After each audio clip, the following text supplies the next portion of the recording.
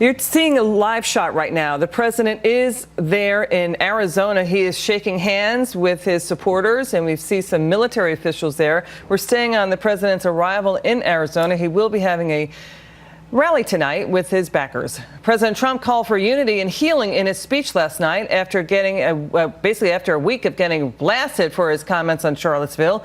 House Speaker Paul Ryan saying the president, quote, messed up with moral equivocation and moral ambiguity at a time when the country needed extreme moral clarity. Here's the president last night. Let's take a listen. A wound inflicted upon a single member of our community is a wound inflicted upon us all. When one part of America hurts, we all hurt. And when one citizen suffers an injustice, we all suffer together. When we open our hearts to patriotism, there is no room for prejudice, no place for bigotry, and no tolerance for hate. Joining me now, liberal commentator Wendy Osefo and Republican strategist Ford O'Connell. Ford, well, that was scripted teleprompter Trump. He made that comment last night. Tonight, he could go off script and ad-lib it at the rallies. Is he going to stay on a message of unity tonight during his Phoenix rally? I bet we will hear a call for unity. Obviously, it will not be the majority of what he's going to talk about tonight, which is his agenda with respect to immigration or enforcement in the economy. But let me say something else. Basically, President Trump screwed up in Charlottesville. There's no question about it, and he wants to make amends. But there is going to be no one primetime speech or one rally that's going to allow him to put it in the rearview mirror. He's going to have to do this incrementally and talk about unity where possible on the campaign trail and at the White House. All right, Wendy, his calls for unity, critics are blasting President Trump for not mentioning Charlottesville by name last night. Is that fair? It's not fair, but I do understand the pain that the country is going through, and they want to hear Charlottesville. And in some respects, it's getting kind of odd how he continues to relitigate the whole Charlottesville incident. And I think Ford is spot on here. You know, this is something that was really a drop of the ball, so to speak. And it's not going to be one statement, one comment, or one event that is going to wipe this away. And I hope he knows that. He knows that he has to move forward, even with some sort of policy or legislation that shows that these are beyond words, and what he's saying really comes from the heart, and he cares about unity for the American people. You know, Ford, there's going to be a lot of protests. We're monitoring that as well. We clocked in, we're tracking about a half a dozen protests, expecting thousands to descend on the convention center there in Phoenix, according to our local reporter. What are your thoughts about the protests that could happen outside the convention center?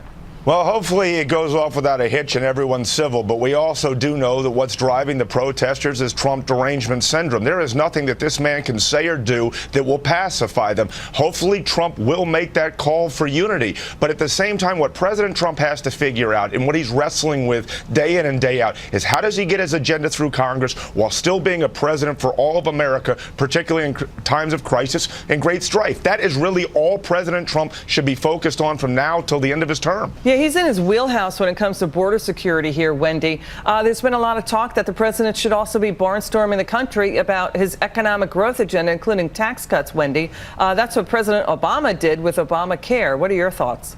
Yeah, I think that we need to hear what is this president's legislative agenda, and we need to know what exactly is the direction in which we're going through. And I just want to touch upon something you said. You know, he's in his wheelhouse. He's going to talk about immigration. But the minute he starts saying build that wall, if that is the type of rhetoric he goes with, this is all going to fall to pieces here. You can't talk about unity one night and then move forward with saying build that wall. So he has to be very, very, very careful here.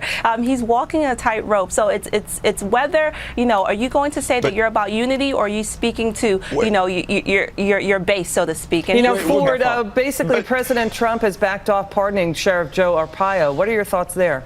I think that's absolutely the right move. The situation with Sheriff Arpaio is very complicated, and if he is actually going to pardon the sheriff, he needs to vet this fully and come up with a backstory so everyone understands the situation. A lot of people don't know who Sheriff Arpaio is. All they know is he's a lightning rod. I do think what happened to him is a miscarriage of justice, but it needs to be reviewed very, very carefully. Meaning he didn't appear before a jury. A judge ruled on Sheriff Joe Arpaio. I hear what you're saying. Now, President Trump making a point last night to spotlight the military as a role model for unity in the country. Let's take a listen.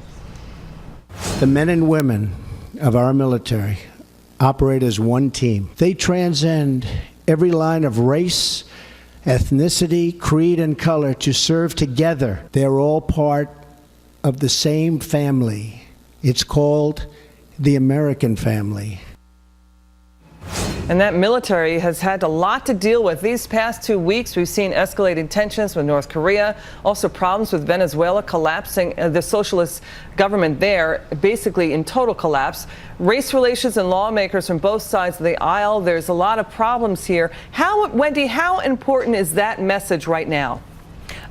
Our country needs unity. We need to be one. We need to come together. We need to stop looking at race. We need to stop even looking at partisanship. We really need to heal. So I think the message is really important, but it's really important for the president to know that this is a top-down approach. So he cannot use those words and then tomorrow use Twitter to blast a U.S. senator or to blast a judge. We have to move forward and be progressive, and it has to be consistent. And that is the key word. Go ahead, Forsey. To your point, though, the flag and patriotism have been known to heal a lot of wounds in America over time. What I will say, the difference now and other times in our past is we're not in the Cold War, and unfortunately we don't have a patriotic moment where we can all come together and put aside our differences, and that's something that I think we actually need. I do love the messaging. The problem is I don't think the nation understands what's going on abroad. Ford and Wendy, good to see you. Thank you so much for coming on. Really appreciate it. Thank you very much. The U.S. putting its foot down with new sanctions